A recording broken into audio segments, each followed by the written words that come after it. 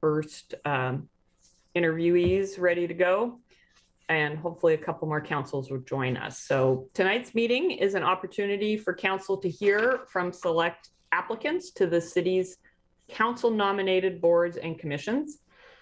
Each candidate will have 3 minutes to present their qualifications and reasons for applying. So it's more of a 3-minute statement rather than a typical interview, but that is the format we are using tonight. Additionally, Planning Commission candidates will also be asked to respond to 3 predetermined questions following their 3-minute statements. And our meeting moderator will announce each of the candidates as they are admitted to the meeting. Thank you again for joining us, and thank you to all of our community members that took the time to apply to serve on a board or commission this year. We had lots of excellent applications to choose from.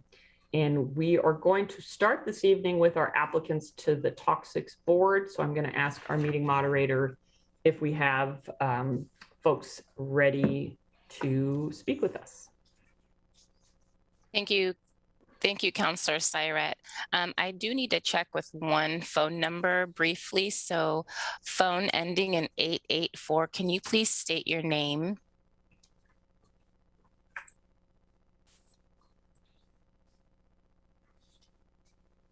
Sometimes on the phone, it takes a moment for the audio to connect. Sure. Hi, can you please state your name? My name is Johnny Terwilliger. Okay, thank you so much.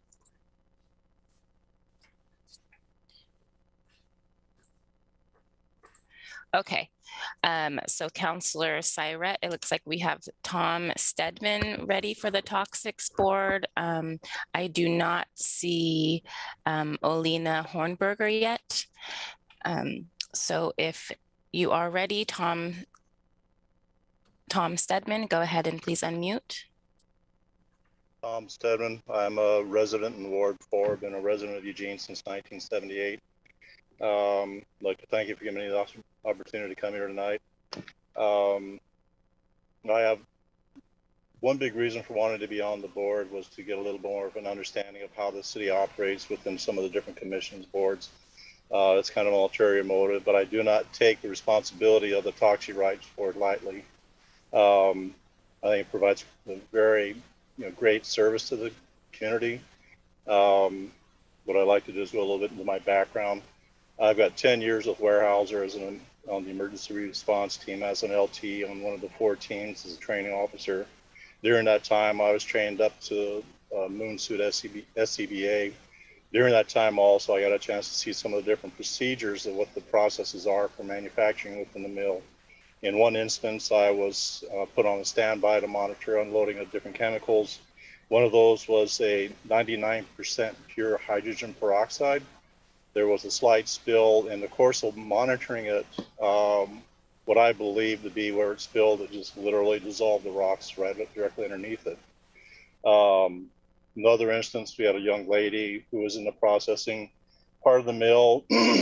She was observed to be taking extremely large lunches into the mill on graveyards. Turned out that she had figured out a way to utilize different chemicals within the mill to manufacture methamphetamine.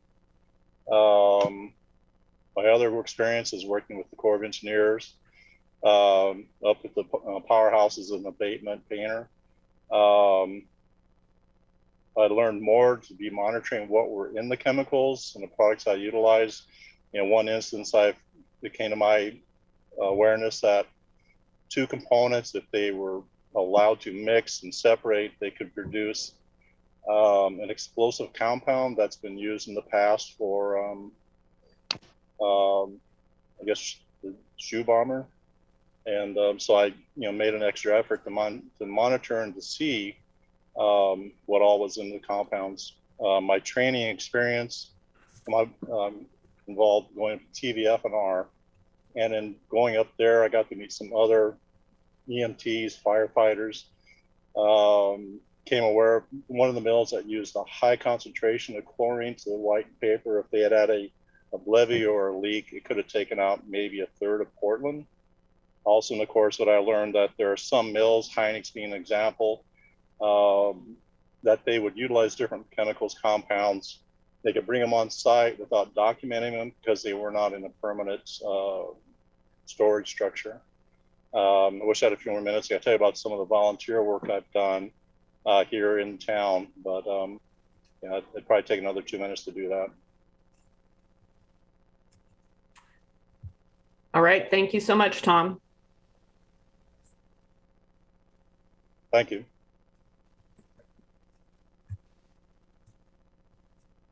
Okay, so it looks like Olena Hornberger still has not joined the meeting. So if I see her come up, I will circle back to her. So we're going to move on to the Budget Committee. And first is going to be Ryan Moore, followed by Jennifer Groth.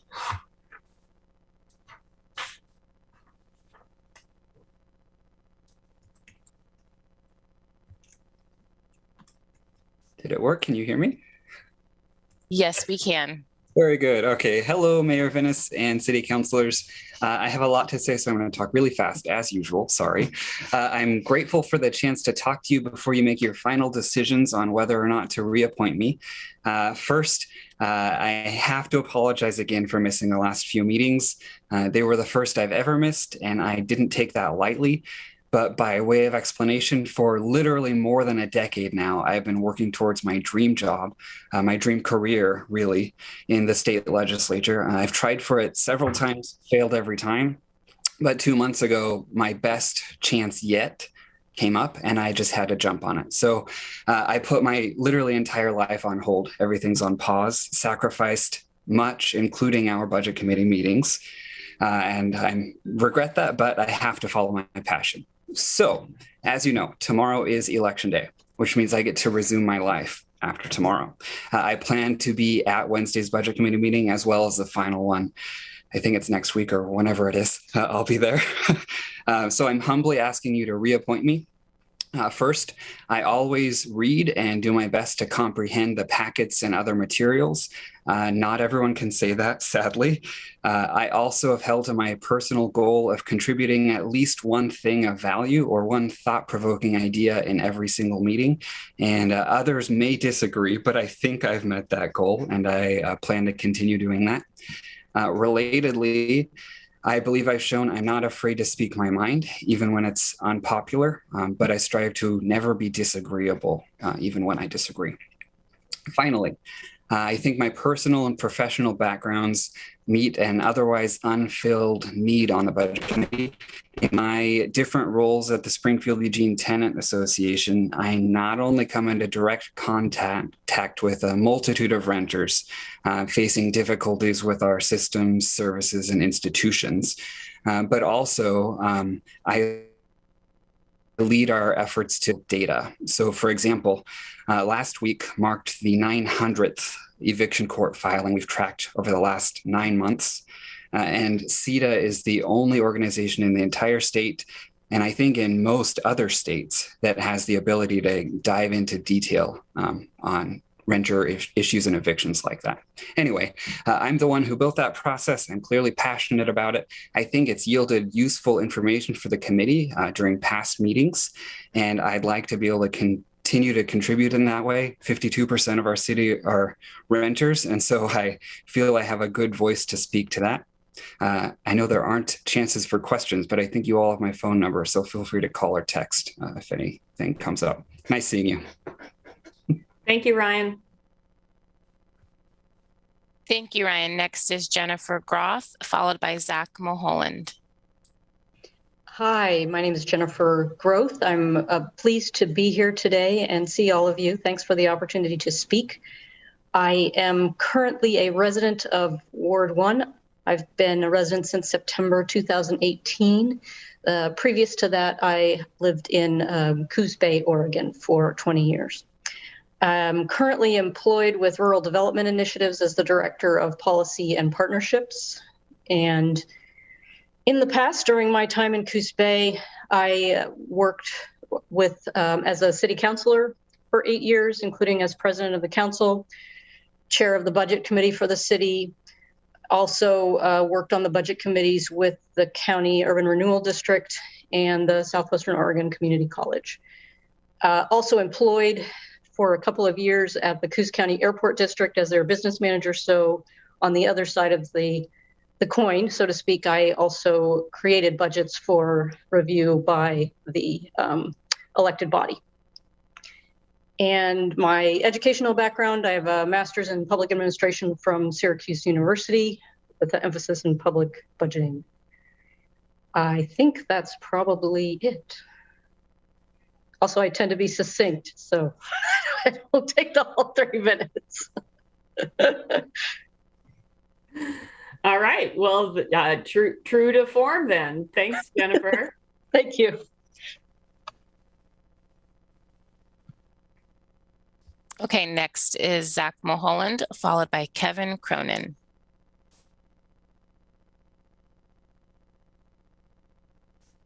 And Zach, please unmute.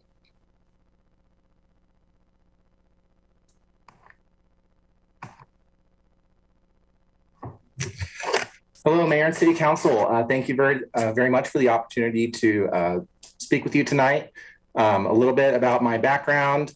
Got involved with volunteering with nonprofits back in community college with OSPRG, Oregon Student Public Interest Research Group.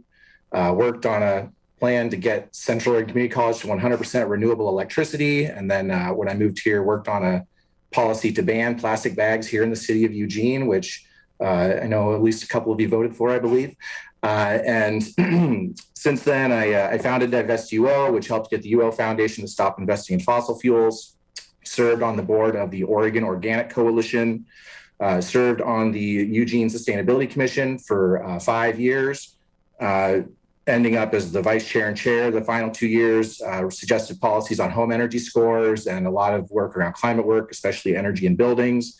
I think this gives me a knowledge of the city's policies and procedures, which should help me to have a pretty broad knowledge set of what the city is already doing and how we might be able to push some of those things forward.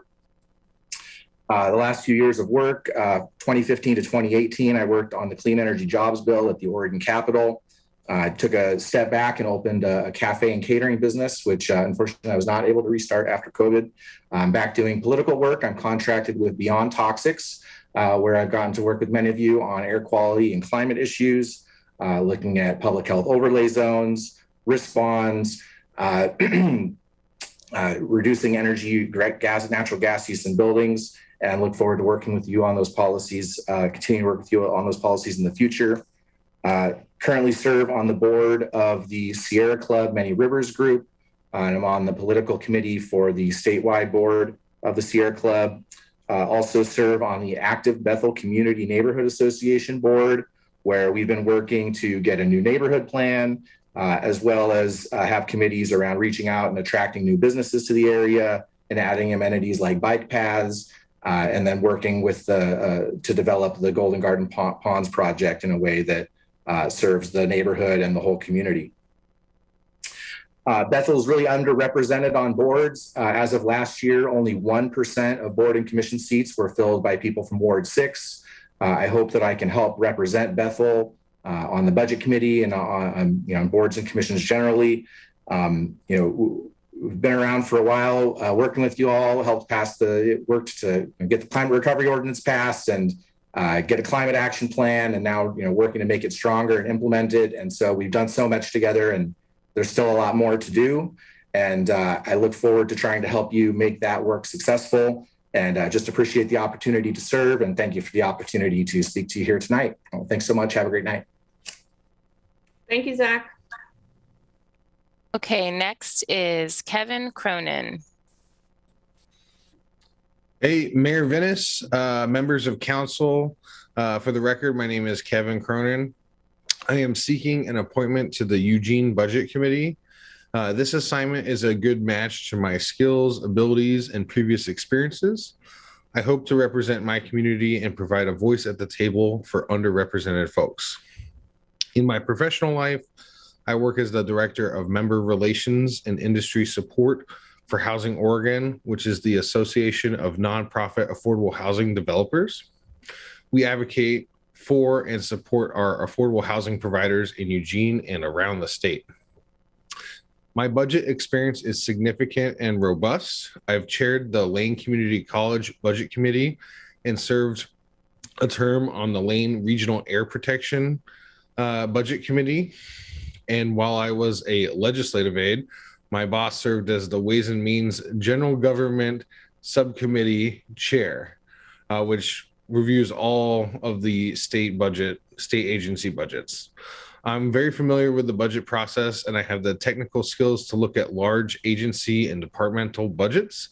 I know how to ask the right questions well in advance to get the information that I need to vote on a recommendation. Additionally, I serve on LCC's Bond Oversight Committee. I know that when local governments ask the voters for large capital investments for specific projects, it requires citizen confidence and agency follow-through.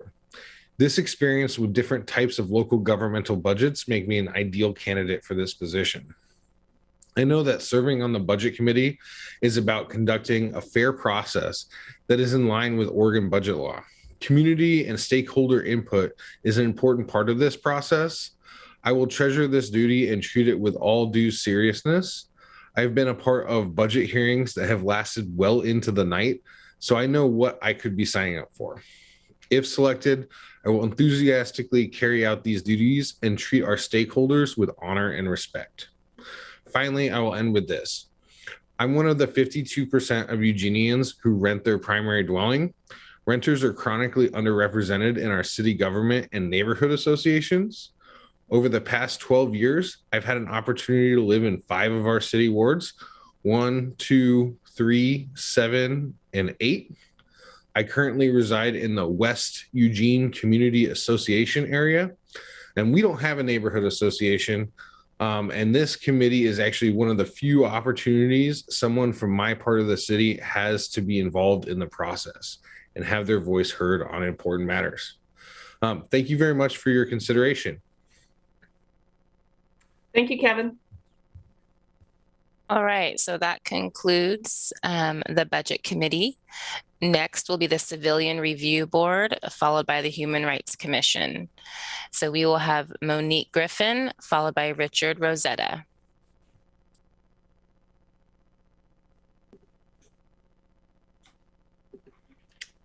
Hello, thank you. Thank you to the members of the City Council for inviting me today, Mayor Venice. I'd also like to thank the City of Eugene staff who helped orient me in this process. My name is Monique. I'm 20. I was born and I've lived in Eugene my whole life. This fall, I will be a junior at the University of Oregon, majoring in sociology, minoring in legal studies. In various aspects of my life, I want to be a part of the work to make my community more safe and more fair. I want to become a lawyer because I want to spend my career working for justice. I'm passionate about using the written and spoken word to defend others, which is something I got a taste of as a youth advisor in the Eugene Teen Court.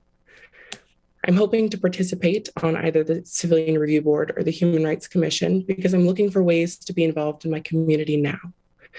The power in local government to impact people on a personal level is meaningful, and it would be a privilege to be a part of that effort.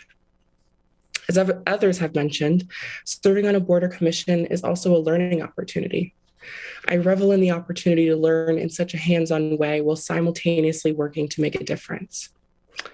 I hope that my involvement in my community up to this point, what I've gathered in my studies so far, as well as my lived experience, will bring a valued contribution to the body's discussion and its work. Thank you again. Thank you, Monique. Okay, so next will be Richard Rosetta, followed by Elliot Benson.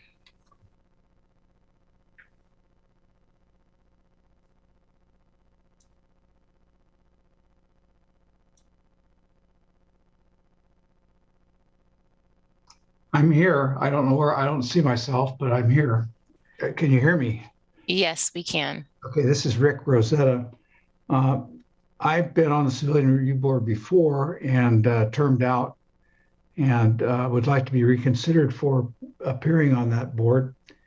I've been a lawyer practicing in Eugene. I'm in my 50th year. I have had experience in dealing with police matters early in my career when the police agencies were insured by insurance companies rather than self-insured. I represented the insurance company that handled Oregon State Police, Lane County Sheriff's Office, Lynn County Sheriff's Office, Benton County Sheriff's Office, EPD, and Springfield Police Department. So I defended a lot of cases involving police conduct and have had experience in evaluating those things. I think I have a pretty good input on that because of that background. My experience on the CRB has been one that has been someone who stands for what the typical person in the community would believe. I think I've done quite a bit of research on the structure of civilian availability and a civilian review of police actions. And I know that there's a movement afoot to change the way that the civilian review board functions. And my feeling about it was that, and I was on the ad hoc committee for a while, for most of the time. And it strikes me that you need someone with some background in my area to help. I think you need a broad range of input from the community on this board, and I think I can bring that to it. Thank you very much for your consideration. Thank you. Thank you, Rick. Okay, so Elliot Benson is not in attendance. So the next speaker will be Johnny Terwilliger. And Johnny, please unmute. Okay, I'm here. Go ahead when you're ready. Oh, I'm sorry. Okay. Thank you. Thank you for having me here. And thank you, Mayor of Venice, and the rest of the council members and guests. My name is Johnny Terwilliger. I have been in this community for a lot of years. It's one of the, I've gone away and come back. So I've been here for a very long time. I think we have a wonderful community. And this is a civilian review board, is that correct? And I think one of the things that I would like to see done is I'd like to see negative language gone away with. I've always had a positive response interaction with police officers here in Eugene, Oregon, and I know that not everyone does, but I really wish one of the things, a language we should get away from is like defund the police. That's not only, I don't know what kind of statement that is, but it's not accurate, it's not true, and it's not reality. But I do know that there are some problems that we need to address, and I think we need to do it in a fair, objective way. And I really believe that I can do that, having been a member of this community for so long and having a positive response or interaction with the police. But I've seen negative as well around, so it's not just, you can't ignore what's going on, either locally or nationally or even statewide. You just go and you try to just bring people together. Maybe it's because people don't know enough about each other or just not enough exposure to go to interactions with law enforcement. And I know that that can be brought about. I believe we had it before. We've had it here in Eugene. And I believe that we can do it again. And actually, that's basically all I have to say about that subject. Thank you. Thank you, Johnny. Okay, that concludes the Civilian Review Board, and next will be the Human Rights Commission, followed by the Planning Commission. And first will be Blake Burrell, followed by Monique Griffin. Awesome. Hello, and thank you for advancing my application to the Human Rights Commission and allowing me to express my qualifications, interests, and intent for joining this body. I'm humbled to be considered for the position as a commissioner and to present myself to your body of devoted public servants. Human rights are the core of my personal, academic, and professional life, and I would be honored to serve the city of Eugene in this capacity.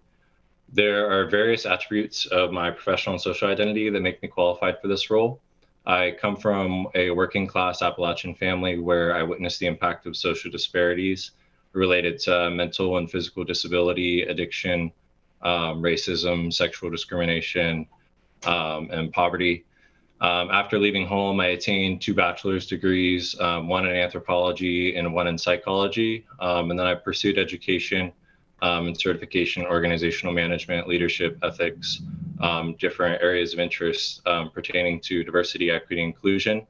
All that being said, I'm a lifelong learner and I'm proactively engaged in training and conference events pertaining to topics related to human rights and social justice and direct service. So I continued this work professionally. I'm a nonprofit administrator for a social service provider, which provides services for members of low income and unsheltered populations in Lane County.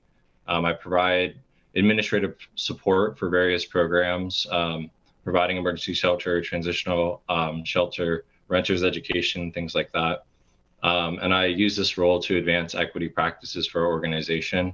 I'm also involved in multiple boards and committee assignments throughout the community. So I'm involved with the Eugene Chamber of Commerce, a local arts nonprofit, Art City Eugene, then a task force with Lane County and a Human Rights Commission Poverty and Homelessness Work Group.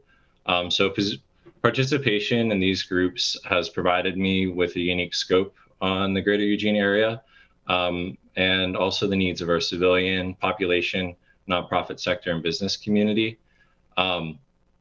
My intent to join this group is simple. I want to serve. I'm a professional with a lot of energy, and I'd like to advance your mission in whatever way I can.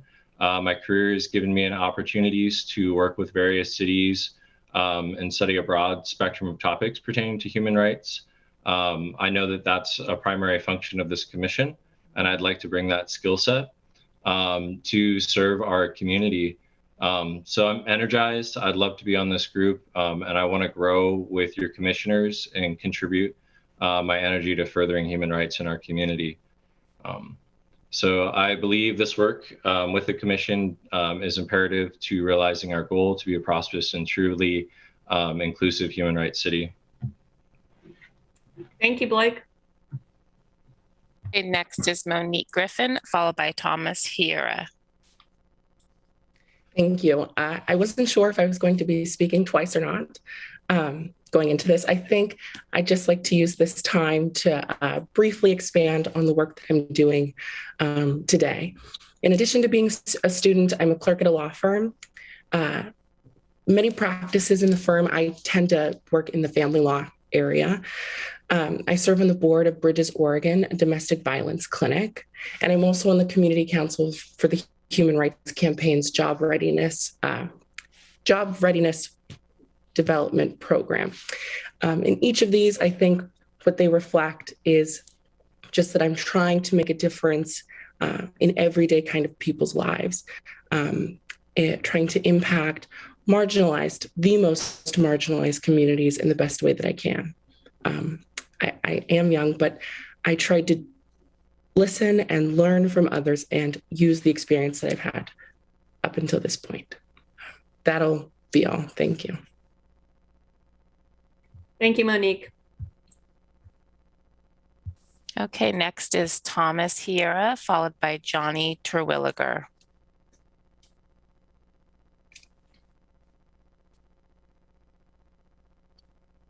Hello, can you hear me? Yes, we can. Thank you very much. My name is Thomas Hiera. I use they, them, he, him, and she, hers pronouns. I am glad to be with you today, Mayor and Council. Glad to have a council and a city that is accessible and where I've been able to genuinely interface with many of you on many occasions. I've spent 21 plus years in Eugene since moving here from Japan. And most of it's been in the River Road and Santa Clara neighborhoods. I've lived in wards 1, 5, and 7. And that's not as many as someone I respect, Kevin Cronin, who's seeking to join the budget committee. You heard from him earlier, but I too am a renter. And while it's not a competition, when I was unhoused in 2019 and 2020 and living in a car, I did sleep or rest at some point in all of the wards of our city. Human rights issues, equity and inclusion issues, whatever you want to call them, I think it comes down truly to caring about fellow human beings and caring about your own experiences when you have felt marginalization, and therefore never wanting another person to feel that same hurt. That's been at the center of my life's work. I'm 28 years old. I'm forging a career in education. I'm a master's student online at Southern Oregon University in the Leadership in Higher Ed Master's Program. And I'll share a few quick stories about my experience working on behalf of human rights issues as a college guidance coordinator for a program called LEDA Scholars on the Princeton campus. LEDA, L-E-D-A, standing for Leadership Enterprise for a Diverse America. I took on a caseload in 2016 of 50 students who were rising high school seniors. They were wonderful students. 49 out of 50 were students of color. They all came from low-income backgrounds from all around the country. And the goal was to help empower them to make a good choice in their college lists, as well as help them get into some of the top colleges and universities so we can diversify the leadership pipeline of this nation. And I was the first caseload where all 50, 100% of my students, my scholars that I worked with one-on-one, gained admission to one of Barron's top colleges and universities, which is pretty much the Ivy League, Stanford, MIT, those kinds of things. Their accomplishments are dwarfing anything that I have achieved, and they're younger than me. So I'm very, very proud to see what they've been up to. I've also been involved in local elections this cycle for county commissioner, governor, city council. And I do bring a lot of diverse experiences that you've already heard about. There's a local attorney, Jenny Jonak, and wonderful human being who spoke at the last city council meeting in favor of my candidacy. I was really moved by her enthusiastic willingness to do such a thing because we only recently just met. She and I were both top 6 finalists for the 4J school board vacancies that were recently filled from a pool of 38 applicants. So I am deeply attuned to the issues that youth face and just human rights issues in general. I would love to make an impact. I've also been on the CDBG Block Grant Committee, and thanks for your time. Thank you, Thomas. Okay, next is Johnny Terwilliger, followed by Sarai Johnson.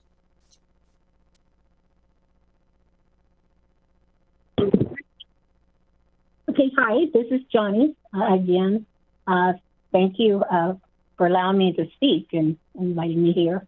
Let's see, I have, again, I'm a longtime resident of Eugene. I just moved to the Bethel area, Ward 6. I heard someone else mention that there weren't enough representation. I'm here. Eugene has been my community for a very long time. I've worked here, I've lived here, I've raised my daughter here. I've gone through the University of Oregon and graduated as an alumna from the university. Right now, I work downtown for senior and disability services, so I know what vulnerable citizens look like. And right now, I think one of our biggest problems, especially before COVID, is having, I'm not sure why we're using the term unhoused, people who don't have a home are living or sleeping in doorways and things like that. It created a lot of problems, especially with some of the debris that was left behind. But these people have rights, and I would very, very much like to work and make sure that their rights are held up. I mean, a lot of people on the street right now, they are homeless. But they they are a problem for business around. It's kind of a twofold. What do you do? Business are being hurt, as well as these people that are on the street that don't have a place to go. I'm very much willing to see where Eugene is going to go with this. We have grown so fast, if you ask me. I mean, I've only been here 41 years, and it's been really fast to me the way the numbers have swelled for Eugene. And that's because we're a great city to live in. And I'd like to be a part of making it a great place to live for all human beings, that every human being's rights are protected here. And basically, I'm really proud of what I've done in the past and being in the city and the kind of work that I've done right now. And for the past 7 years, I've been the facilitator in fostering or sponsoring a family through the Relief Nursery. And I think that's a wonderful program that helps very vulnerable, hurting members of our community get back on their feet. I just love it that we have those programs. And Eugene is that kind of a city, and I love it, and I want to see it be better. And that's my statement. I love Eugene. Thank you, Johnny. Next is Sarai Johnson, followed by Julie Lambert.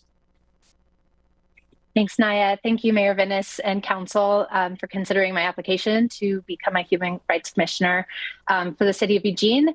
I'm Sarai Johnson. I'm a former employee of Eugene, of course, working on issues around houselessness and connecting the city and county's goals toward making homelessness rare, brief, and non-recurring.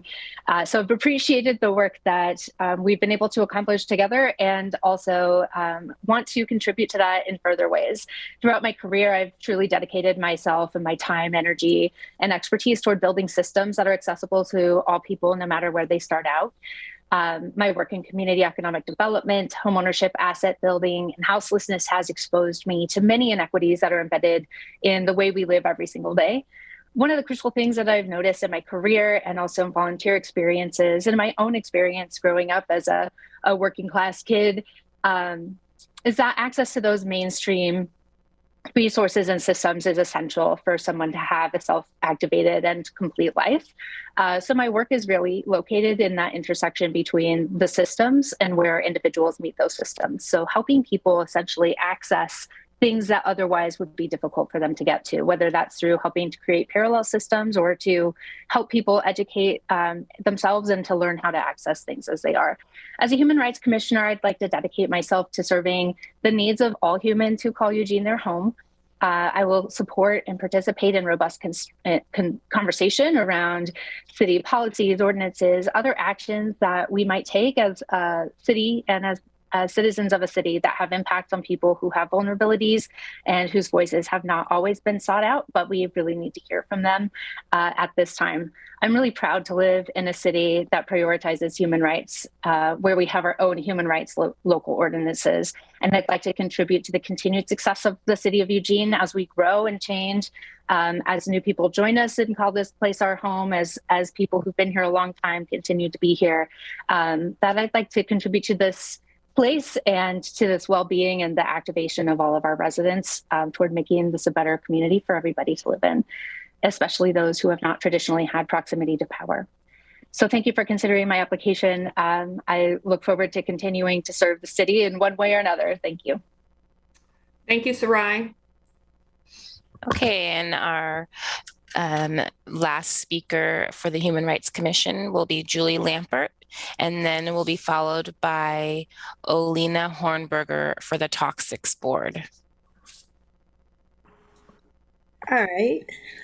Mayor, council members, good afternoon. I'm Julie Lambert. I'm here today because I would like to become a better advocate from within the Human Rights Commission to help those affected by injustice. And for me, I don't have family here, so I've taken the liberty of claiming my Eugene neighbors as my extended family, and I would defend their rights as I would my own. And since retiring to Eugene 10 years ago, I started work on the ground with our unhoused, with Egan, Occupy Medical, Whitebird, Calc, and many others. My goal now is to be more effective in my community and better give voice to those who feel unheard or treated unjustly, as well as work to ensure that something can and will be done to help. And towards this, I've been involved with various committees over the years. As a member of the Eugene Poverty and Homelessness Board, I've worked on recommendations with others to foster equity, justice, and inclusion in our city for our poor and homeless. In my role as League Chair, my energies have been directed towards similar goals in assisting where we can with continuum of care, system mapping improvements, and a provider dashboard, etc. I'm also part of the Shelter Stakeholders Committee, and of course there is a crossover amongst those meetings. We do have overlap. This summer, I will be conducting short listening recording sessions for the Poverty and Homelessness Board, and as I'm also a producer for Eugene Peaceworks Radio, we focus on local groups such as Surge Standing Up for Racial Justice, the recent women's rallies. We report on local neighborhood councils and government committees, and we try to give voice and get the message out on local meetings to those who may not otherwise be able to hear them. And so I'm happy to say that just this week, our online version for our news team received the Edwin R. Murrow Award for Excellence. So we are on the right path in reaching our goal of community inclusion and education in this area. And also, I check a few boxes for lived experience with bias and discrimination in a few areas. Being formally unhoused, being acquainted with mental health issues, disability, and being in recovery. However, I believe these experiences are strengths that I can bring forth to help others. And if I've learned anything, I've learned that if I want to elicit change, I have to be an active, vocal participant in this community that I have come to call my family. So thank you. Thank you, Julie. Okay, and that concludes the Human Rights Commission. And so, like I said, I'm going to go back to the Toxics Board, to our second applicant, Olena Hornberger, and then followed by the Planning Commission. Happy Monday, everybody, and thank you for having me here. My name is Olena, and I've been living in this wonderful city for 20 years. Originally, I'm from Ukraine. I received 2 master's degrees in Ukraine, as well as 2 other degrees here in Eugene. I studied biology and agronomy, as well as nursing, but then from nursing, I switched to health and fitness.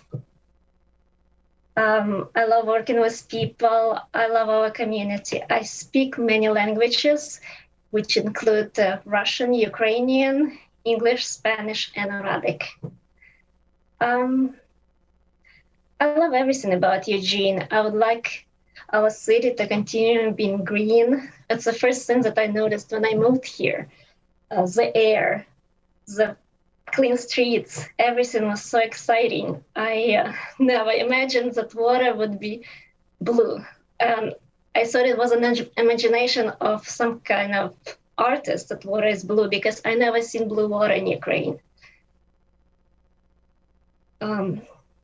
About myself, I love studying, and I know that I could learn a lot from you guys, because you made the city so great. I love sharing my experience. My husband of 20 years can confirm that I'm really good in giving advices in all the areas of science. And I would love to give you advice whenever you ask. I studied overall 11 years in college, and I think I can contribute my knowledge to this wonderful council. Thank you. Thank you, Olena. Okay, moving on to the Planning Commission. So first will be Ian Curtis, followed by Gabrielle Hayden. So I'm just gonna interject here. Sorry, Ian. So we've got 3 additional questions, and I'd like to assign those out to counselors to ask. So Counselor Keating, would you be willing to ask question number 1? And Counselor Zelenka, would you ask question number 2? And Counselor Ye, would you be willing to ask question number 3? If someone texts me the question. Oh.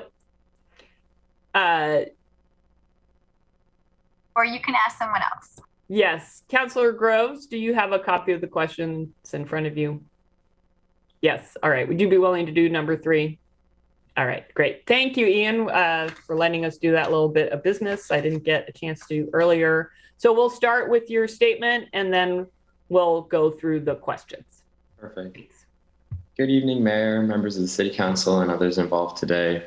Thanks for this opportunity to be interviewed for a position on the Eugene Planning Commission. My name is Ian Curtis, and I'm 21 years old and grew up here in South Eugene. I attended 4J schools throughout my childhood and graduated from South Eugene High School. My parents and many of my friends still live in Eugene, and I'm also a registered voter here. I'll be a senior this fall at Willamette University, just up the road in Salem, where I'm double majoring in political science and economics. I have a deep admiration and love for this city and intend to move back after graduating. A large part of why I'm applying to serve on the Planning Commission is because I see myself ending up in Eugene and want to help make it become an even better place for future generations, including my descendants. Over the past few years, I've been heavily involved in politics, interning with several state legislators and the Oregon Department of Energy, served as a House District Vice Chair with the Democratic Party of Lane County, and I'm currently the Communications Chair for the Young Democrats of Oregon. I've also excelled in the classroom, and my professors have praised my attention to detail, thoughtful contributions in class, and ability to work others, all skills that I believe would serve me well in this role. During the pandemic, I've become increasingly knowledgeable of Eugene's blueprints for the future and goals to act on issues around transportation planning, climate change, affordable housing, houselessness, and design through extensively reading city documents and closely following new development in the city. I believe that I bring a lot to the table as we seek to address these issues and so many more, and I'm passionate about working within the system to make our city more equitable, innovative, and welcoming. I believe that my voice on the Planning Commission will have a positive impact on the city that we build for its future inhabitants. As a young adult, I have a unique perspective that would help ensure that groups like renters, college students, and low-income folks are more included in the decision-making process. Also, as someone who intends to run for office one day, I believe that serving my community in a position like the Planning Commission is one of the most effective tools that I have for creating change. As so many seemingly insurmountable problems stand before us today, I firmly believe that we will overcome them with a diversity of ideas from all corners of our society. Thank you. Thank you, Ian. Council President, are we ready for our first question? Yes, thank Great. you, Matt. Ian, good evening. What key issues would you hope to address as a member of the Eugene Planning Commission? Yeah, so I think there are kind of three that really come to mind here. The first is pretty obvious. It's just houselessness and affordable housing, which Eugene has dealt with for a long, long time. Currently, I'm a renter, and I'm pretty sure that we're all fairly well aware that the housing market in our state is at a tipping point, and that we really need to kind of pivot and have this be a really important time in history when we make a lot of decisions relating to our housing policies, our development policies. And so I think that where possible, Planning Commission really just needs to help break down barriers to building affordable housing and make sure that housing is within reach for everyone in our community, because sleep and having a place to stay is important and is kind of the bedrock of our society. The second key issue I believe is climate change. So really, we just need to make sure that we achieve the goals we set out to in the city's CAP, the Climate Action Plan, and do our part. I think a lot of other cities around the country are looking to Eugene to take action and using what we've done already as a blueprint for their actions. So we need to continue leading and innovating. And then third is just creating infrastructure that promotes mass transit, cyclists, pedestrians, et cetera. Yeah, because Eugene has been such a city historically that's promoted its bike infrastructure and other infrastructure. We need to keep it that way to make sure that our neighborhoods are vibrant and our businesses are successful. Second question, Ian. As a group, the Planning Commission often works on lengthy processes and decisions. Describe your skills, experience, and approach that will assist you in working in a constructive and collaborative manner.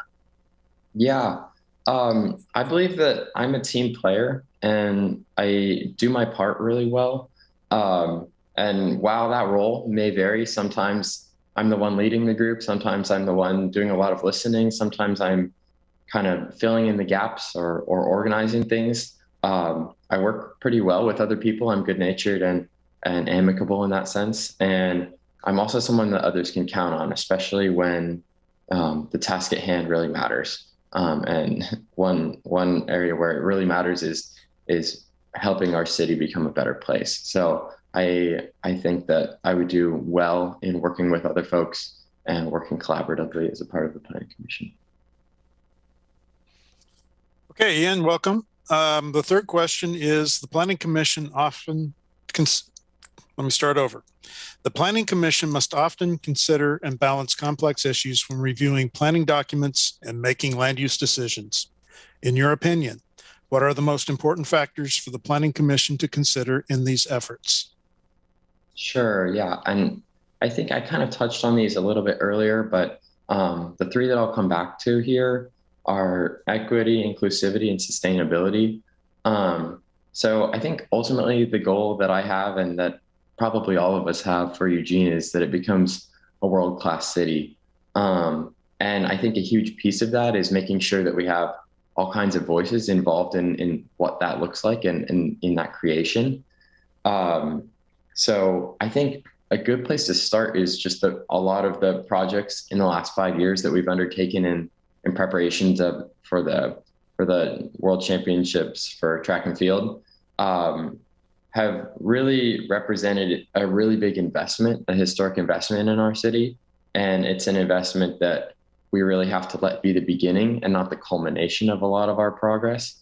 So that I think that kind of increasing our investment and our commitment to this city and focusing on those three values of equity, inclusivity, and sustainability is going to help make Eugene a better place for future generations. So, yeah.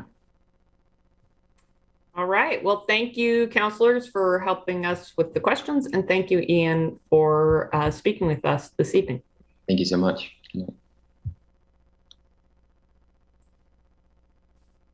Next is Gabrielle Hayden, followed by Jason Lear.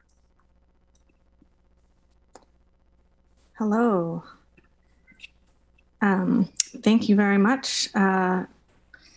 My name is Gabrielle Hayden. I've been a resident of Ward 1 in Eugene since 2019 and lived in Portland and Boring, Oregon before that. I have a PhD from Yale in poetry and extensive training in research and quantitative data analysis, which I know is two opposite kinds of things. I work as a data librarian at UO. A few years ago, I interned at an affordable housing organization, Rose CDC, where I read Portland zoning code in depth and researched costs and feasibility of adding accessory dwellings to 12 lots for that organization. So I've thought in depth about how homes can be created. I've read widely in Eugene zoning code, and I'm conversant in the processes by which zoning codes are created. Although I have strong opinions, I believe strongly in the importance of administrative and procedural due process. So should I be asked to join the Planning Commission, I would be an advocate for fairly and impartially following existing policies and procedures. I care deeply about housing affordability and creating beautiful, walkable, transit-rich neighborhoods that are resilient to both climate change and economic disruption. I also care about creating a city that can not only accommodate but welcome and grow stronger from welcoming climate refugees and those fleeing political persecution. I've spent time living in Europe and have seen that there are many different kinds of city designs that can further these goals. Since there's a perceived conflict between historical preservation and the creation of abundant housing, I also want to share that in Portland, I owned a small 672 square foot home built in 1924 and personally restored it from being, quote, a tear down. And I learned firsthand why I would have made a significantly more money if I had just torn it down and built a McMansion, which is what the other bidders on the house proposed. And I learned how both zoning and building codes affect what is feasible and what gets built in our cities. As a result, I've been involved in advocating in Portland and in Eugene for making it easier both to preserve small homes and to build small residential and commercial infill projects in our cities. I believe that Planning Commission decisions should be made based on the best research available regarding how our work will impact our communities in real and practical ways, rather than just on people's gut feelings about how things have always been. Although I also think as planning commissioners, we receive a lot of feedback, and it is important to show respect for people's lived experience with the existing makeup of the city. All right, thank you, Gabrielle. We'll move into the questions. Gabrielle, good evening. What key issues would you hope to address as a member of the Eugene Planning Commission? There's really two key issues, and I see them as distinctly intertwined. One is houselessness, and the other is climate change. So we as a city simply can't afford to build enough houses to get everyone out of houselessness without either help from the federal government or making it easier and less expensive to build homes, right? I think I can say that with some confidence. So thinking about how to make it easier for people to fend for themselves. And at the same time, a recent study has shown that controlling for income density is correlated with, so higher densities of how people live is correlated with less car use and with less carbon output, right? So thinking about how Eugene can become dense in a way that is supportive of addressing climate change. And then I guess finally, I would say thinking about that again, while bearing in mind our most vulnerable community members and the history of racism that has guided how Eugene has been built and still operates today.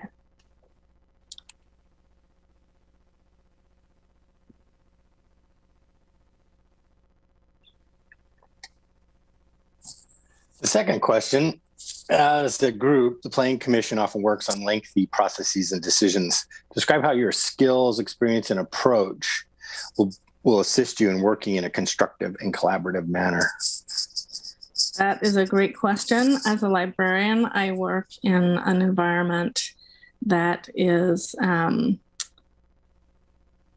very much based on collaboration and consensus. It involves creating a lot of documents, both within the library and on larger boards that I'm a part of within my organization, all of which need to come to consensus.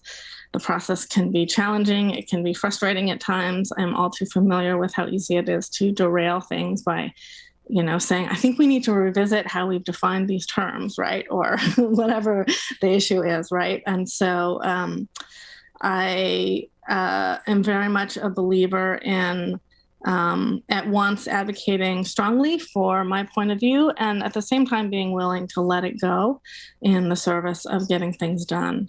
I also believe really strongly in making sure that whoever I'm collaborating with feels heard, feels respected, feels listened to. And then finally, I think there are just practical things in terms of making notes, making sure you remember what you did last time and so on. Good evening, Gabrielle. I'm reading you question number 3. The Planning Commission must often consider and balance complex issues when reviewing planning documents and making land use decisions. In your opinion, what are the most important factors for the Planning Commission to consider in these efforts? I think the first question is how the most vulnerable members of our community may be impacted by a particular decision, both economically vulnerable and from historically marginalized populations and people of color. The second is what evidence do we have, what peer-reviewed evidence do we have about what possible impacts there could be from our decision-making processes? And there is a lot of good evidence these days in the economic literature around different kinds of zoning decisions and how they impact how things work. Obviously, all of this is very contentious, so different people are going to bring their work to it, but I think that there's a place for reading the research. And then thirdly, how will this support Eugene's economic resilience? So I think, as a coastal city and as a very idealistic city, we're used to thinking in very idealistic terms, but ultimately the bills have to be paid. And speaking again towards that question about homelessness and, you know, who can pay for it, I think thinking in a real way about how will this all work? How will this affect how our city can continue to work and thrive going forward? I think that paying attention to feedback from the business community is not unreasonable. I mean, I think it's a really important part of things, even as just like with individuals, you want to look at what the research suggests. So, for example, sometimes businesses will say, you can't get rid of parking near my establishment because bicyclists won't shop there. And then all of the research suggests, well, actually, when you put a bike lane there, more people shop at your store. So anyway. All right. Well, thank you so much, Gabrielle. Thank you. All right, and our last speaker is Jason Lear. Hey, it's a pleasure to meet with you and to join you tonight. Thank you for the invitation to speak. A coworker needed a ride home, so I'm addressing you from my car. Please excuse that. I believe planning and the decisions made about planning are central to the character of our community. I came to Eugene to attend the University of Oregon, and I returned to Eugene after graduating Columbia Law School, and I've now spent most of my life here. I currently live in Ward 3. I believe it's one of the greatest places to live anywhere on the planet, and it's great in part because of the careful planning and the preservation of the character of our community and our livable neighborhoods. As a rental owner, landlord, property manager, I've been exposed firsthand to the extreme rent burden and housing shortage in our community and the effect that it has on people. I engage with these issues routinely as a member of the Affordable Housing Trust Fund Advisory Committee for Eugene, on which I serve and of which I was recently elected chair. I'm asking to serve as a planning commissioner, not to advocate for any group, not to represent anyone, nor to advocate for any position. I would like to bring my detailed technical knowledge about costs of construction and development into the evaluation of planning goals and recommendations for legislation, so as to help provide a lens for understanding the impacts of planning decisions. I believe my background, my education and experience in the analysis of legal codes will be tremendously helpful in this technical role. I'll expend the effort to deeply study and understand the issues and provide unbiased recommendations that respect the community's voice and legislative process. A few things about me. My mother's side immigrated from Europe and were extremely poor. I'm mixed race. My father was Native American, and I was the first to attend to college in my family. But it was my family that inspired a great passion for learning, education, and knowledge. And I'm also passionate about land use, planning, and solutions to our housing shortage. The enormous changes in zoning, planning, and development resulting from HB 2001 and other recent legislation make this an exciting time in land use and planning. I've spent considerable time studying the minutiae of HB 2001 and middle housing types, and I would love to serve my community and participate in this discussion as a planning commissioner. So I thank you for your consideration. Thank you, Jason, and we'll move into our questions.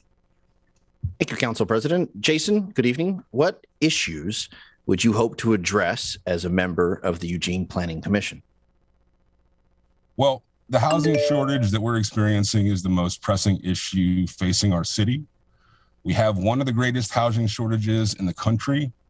And as a commissioner, the articulation of infill zoning rules and the many other changes to come, I think will be one of the key issues and the key issue of the next 5 or 10 years of planning in Eugene.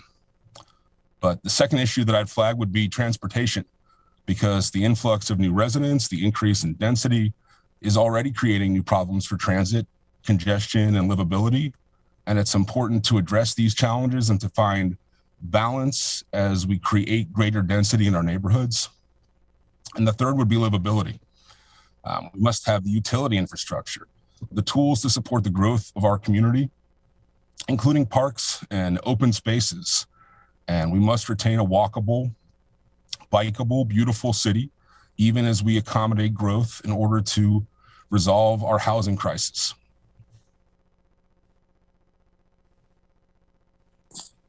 Number two, Jason, as a group, the Planning Commission often works on lengthy processes and decisions. Describe how your skills, experience, and approach will assist you in working in a constructive and collaborative manner. Absolutely. I currently serve, as I mentioned, on the AHTC, and that's driven by cooperation, consensus, and I really enjoy the committee process and understand the essentiality of civility, participation, fairness, and balance. And I would bring, those philosophies and that attitude to bear as a committee member. I deal with a lot of complex projects that take years to develop and understand the patience necessary to see those through.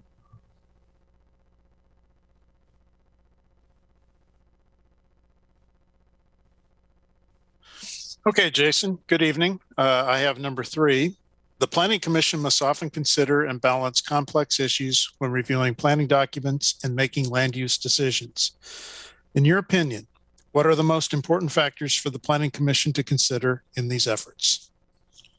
Yeah, that's a good question. Thank you, Councilor Groves. I think I just touched on a few. I think fairness, which is inclusiveness, addressing historical unfairness and injustice, participation, community input, and respect for process. And part of that respect for community process and participation is understanding how much thought, how much consideration, and how much deliberation went into our statewide planning goals and our metro plan, and the importance of respecting that process and in implementing it in a way that is fair, that is a respect for participation and for process by taking the personal view out of it with respect to this position, taking a scientific, data-driven view that's not based on opinion or inclination, but the accumulation of evidence by looking at our specific community and our specific challenges. And then open-mindedness. I think the consideration of all the complexity and the facets of these issues, I understand that we are treading into territory that represents an incredible change for our community in many ways. A community that limited growth and valued respect for character of neighborhoods over that growth. And those changes are difficult for a lot of folks in the community, and understanding their perspective as well as why some of these rules are changing is crucial. Thank you. All right. Thank you very much, Jason.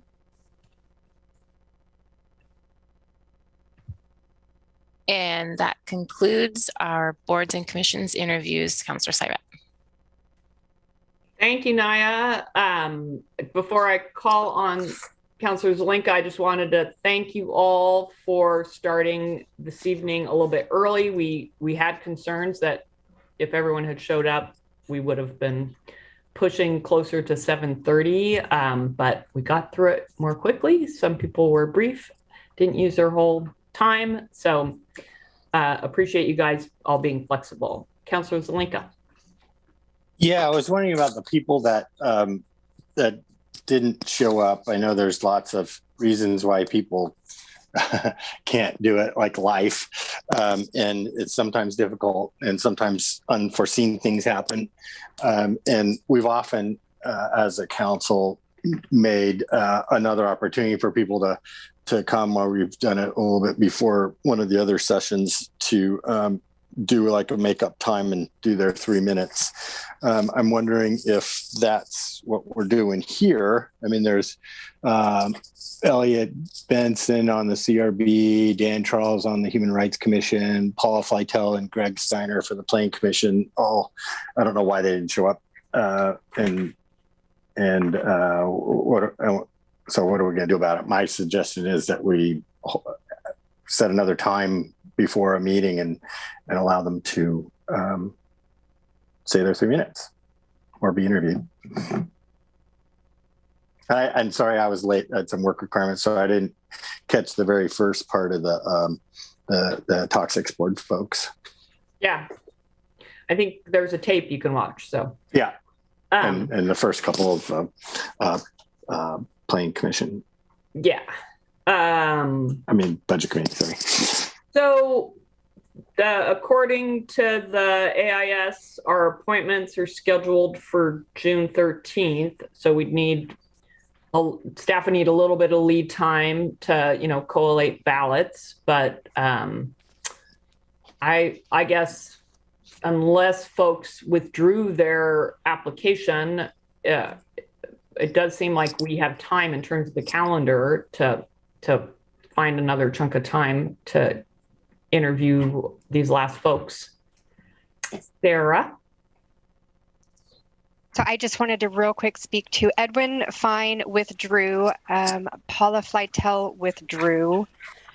Daniel Charles had a family emergency and submitted his written testimony. It was emailed out to the counselors earlier today. The others, Elliot Benson and Gregory Steiner, I do not know why we were not able to hear from them, and I can reach out to them first thing in the morning. So Dan could probably do he sent his in via email. Yes. But he could probably do it verbally too. Okay. Were those the only, okay, those are the only, so we'd have like 3 people. So there's 4 people maybe. From what Sarah said, it sounded like there were 3. 3. Elliot, Dan, and Greg. Are folks amenable to offering those 3 applicants another opportunity? It could be at the, end of a public forum or that kind of thing. That's how we've done it in the past. Councillor Keating? Yeah, I think it sounds reasonable. There's not a lot of folks, and giving them a second opportunity, recognizing that it might be difficult right after work on a 5 o'clock. I get it. Life happens. I do appreciate those who couldn't attend who submitted written testimony, and there's nothing preventing us from reaching out to folks individually. But since we have some time, I would welcome the 3 or so folks to have some time at the beginning or end of a regular council session. Councillor Groth? Thank you, President. I wouldn't have any problem listening to the rest of the applicants. I think that would be a good process, especially with a 5 o'clock start time. And then I just wanted to clarify: are the actual ballots are those the documents that follow the AIS? Is that what you want returned? Sarah? I actually sent out an email today with the ballots for nomination, and I dropped it in the shared folder, so that will have everything with the instructions in there. Brand new ballot. Thank you. I haven't gotten to all my emails yet today.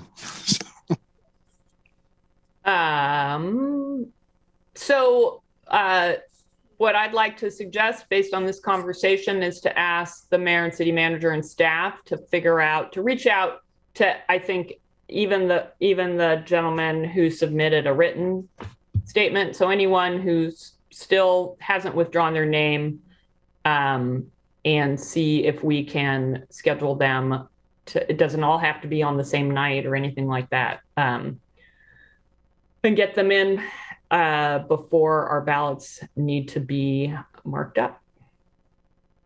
Yep, I think we can work on that. Thank you, Mayor. You are muted, Alan, if you wanted to speak. Sorry. On the 25th, looks like we only have a half a session, and the 23rd, you have 90 minutes. That'll probably take up the whole time, but wouldn't want to do it after the public forum. Could be really late. I'm just saying how it's been handled in the past, that we just slid them into another meeting. Given that there are only 3 of them and they each get 3 minutes to speak, we might do it at the beginning of a public forum, the way we ordinarily allow board and commissioners to be the first before a public forum. So that would be my suggestion, but I'll confirm with Brooke and others. One of them is a planning commission, so they have those questions too. Yeah, so it would take a little longer, but I think still that would be Yeah, and then I would include the person who put in a written statement if Yeah. they'd like an opportunity. So it might be 4. Go ahead, Sarah.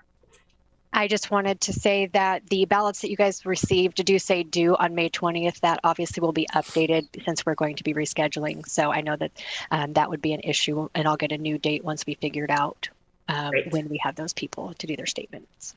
Thank you. Appreciate that. Great. Anything else before we adjourn? Okay. Well, Good thank job, you so Naya. much. Yeah, thanks. Thanks, Naya. Okay, thanks.